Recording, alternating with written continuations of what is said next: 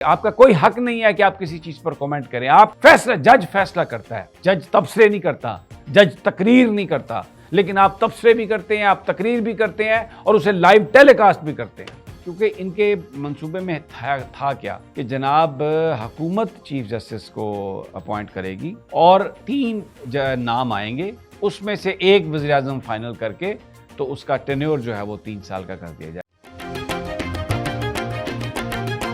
بسم اللہ الرحمن الرحیم. السلام علیکم. میں سمیع ابراہیم ہوں. آپ ہمارا یوٹیوب اور فیس بک چینل دیکھ رہے ہیں. ناظرین, ہم یہ توقع کرتے ہیں کہ ہمارے جو اکابرین ہیں, ہمارے جو بڑے ہیں, وہ جھوٹ نہیں بولیں گے اور چیزوں کو اسی طرح پیش کریں گے جس طرح وہ چیزیں ہیں. بڑی حیرت ہوتی ہے, بڑی مایوسی ہوتی ہے اگر ٹاپ لیول پر جو شخصیات بیٹھی ہیں وہ ایسی گفتگو کریں جو ایک دوسرے سے مختلف ہو. یعنی ایک وقت میں کسی ایشو پر وہ رائے دیں اور پھر اس کے بعد اسی ایشو پر ایک دوسرے وقت میں رائے دیتے ہوئے اپنی اوپینین کو بالکل تبدیل کر دیں.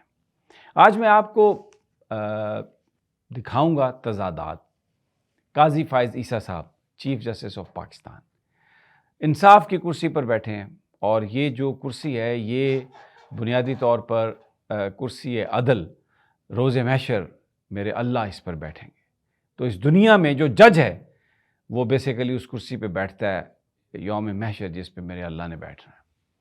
تو توقع یہ کی جاتی ہے کہ وہ سچ بولیں گے, جھوٹ نہیں بولیں گے, یا کم از کم ایسی بات نہیں ہوگی جو ایک دوسرے سے مختلف ہو.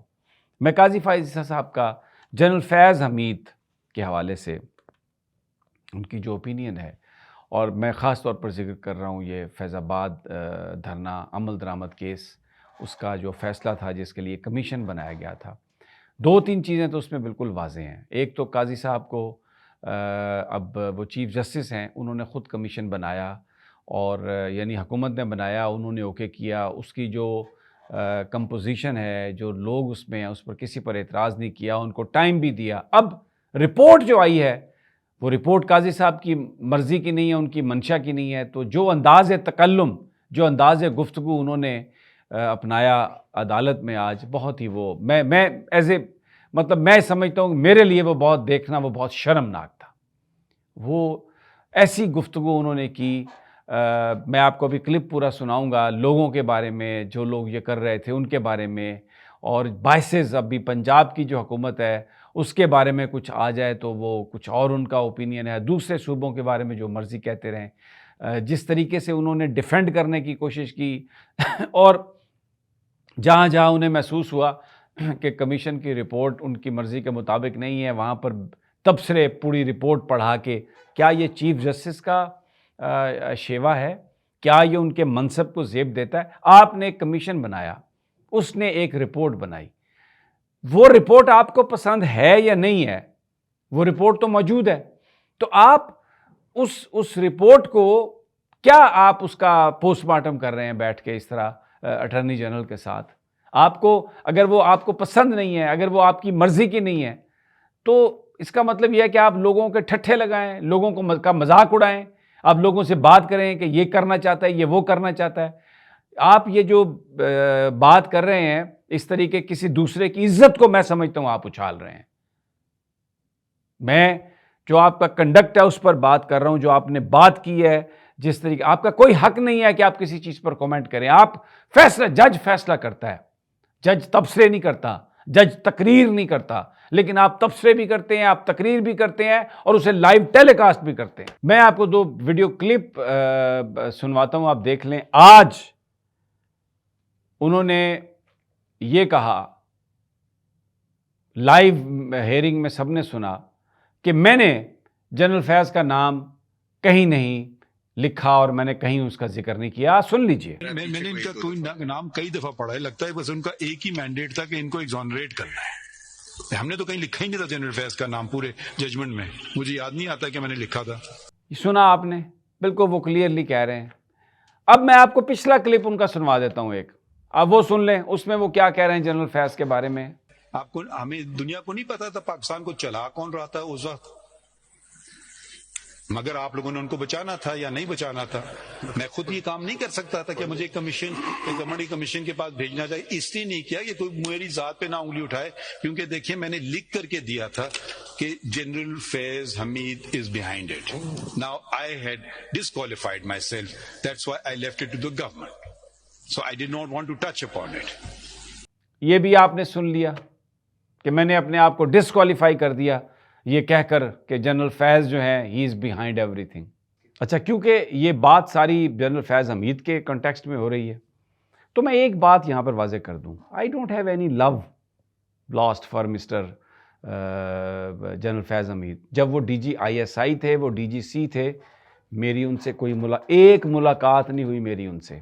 The only interaction I had کہ یہاں پر NDU میں انہوں نے کچھ وہاں پر ایک کورس ہو رہا تھا تو صحافیوں کو بلایا تھا، اس میں جنرل فیض حمید نے ایک لیکچر ڈیلیور کرنا تھا تو میں نے وہ لیکچر سنا. اس کے علاوہ جنرل فیض حمید سے میری، یہ میں حلفاً کہہ رہا ہوں، نہ کوئی ملاقات ہے، نہ ان کے ساتھ میری کوئی انٹریکشن ہے. اور آپ الٹا ٹانگ دیں اس کو بھائی، اگر اس نے غلط کیا ہے کوئی، میرا کوئی اس سے سروکار ہی نہیں ہے. جس کو مرضی الٹا ٹانگیں آپ، جس نے پاکستان کے آئین کو وائیولیٹ کیا، کوئی بھی ہو، باجوہ ہو، فیض ہو، کوئی بھی ہو، میرا کوئی اس سے سروکار نہیں ہے. میرا ان لوگوں سے اتنا تعلق نہیں ہے جتنا آپ لوگ جتنا یہ پروپیگنڈا کرتے ہیں یا جو یہ ہمارے بارے میں باتیں کرتے ہیں سوشل میڈیا پر. ہمارا کوئی ایسا کام نہیں ہے. ہم تو پاکستان سے پیار کرتے ہیں اور باہر سے واپس آئے ہیں اس ملک کے لیے. یہ ہماری عزت، جان، سب کچھ اس ملک کی ہی ہے، اور مرنا تو اسی دن ہے جس دن میرے اللہ نے ہماری روح نکالنی ہے. یہ انسان تو کوئی کسی کو نہیں مار سکتا. تو اس لیے یہ میں واضح کر دوں کہ قاضی فائز صاحب اگر الٹا ٹانگنا چاہتے ہیں فیض حمید کو ٹانگ دیں. میں تو صرف یہ بات کر رہا ہوں کہ آپ ایک چیف جسٹس ہیں، آج آپ کچھ کہہ رہے ہیں، کل آپ نے کچھ کہا، اس کا کیا امپیکٹ ہوگا؟ آپ کی اپنی شخصیت کے بارے میں کیا آپ رائے چاہتے ہیں کہ ہم قائم کریں؟ مجھے بتائیں، میں کدھر جاؤں؟ میں کیا کروں؟ کس کو سچ مانوں؟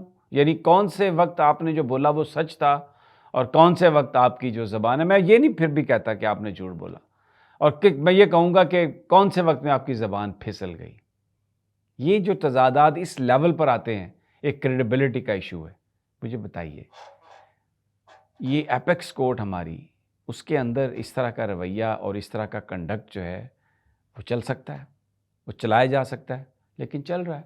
اچھا، اب آج اسپیشل سیٹس کے معاملے کا جو تھا اس میں آرڈر دیا بینچ نے.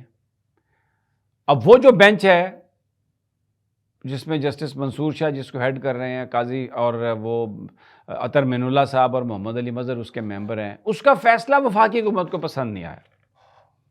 یعنی آپ یہ اندازہ لگائیں کہ اگر فیصلہ عدالت کا جو بھی فیصلہ ہے آپ کو من و عنو سے قبول کرنا ہے، لیکن آ کے وزیر قانون صاحب اعظم نذیر تارڑ صاحب یہ بنیادی طور پر جو گئے تھے جوڈیشل ریفارمز کے نام پر عدالتوں میں اختیارات عدالتوں سے لینے کے حوالے سے جو منصوبہ لے کے گئے تھے، وہ جوڈیشل جو کمیشن ہے، مجھے یہ اطلاع ہے کہ اس میں وہ ریجیکٹ ہو گیا.